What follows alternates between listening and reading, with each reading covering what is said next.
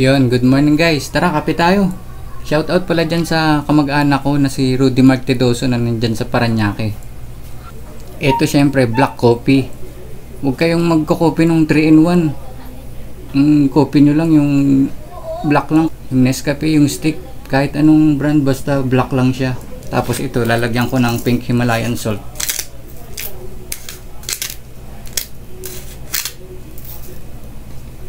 May nagsabi sa akin, Michael, bakit yung kape daw ay nilalagyan ko ng asin? Nasisiraan na daw ba ako ng ulo o nababaliw? Ewan ko kung ano yung bandang dulo. Hindi kasi ako nagbabasa ng mga packing stuff na nilalagay nila dyan sa comment section eh. Bali yun lang yung nabasa ko. Bakit ko daw nilalagyan ng asin? Guys, yung nagsabi nun, yun yung siraulo, ignorante. Dahil yung mga naka low carb, ginagawa talaga to. Imbis na asukal yung nilalagay sa kape, asin yung nilalagay.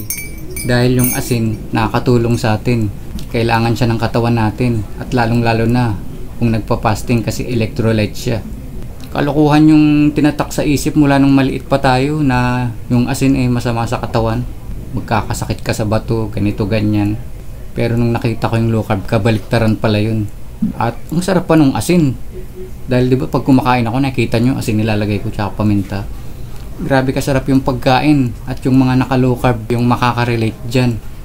Noon hindi pa low carb, kung ano-ano pinaglalagay natin sa pagluluto. Pero pag naka low carb ka, kahit asin lang, grabe kasarap.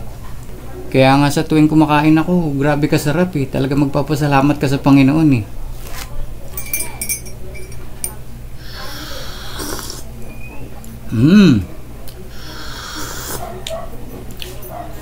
Sarap guys, try it and you will love it too.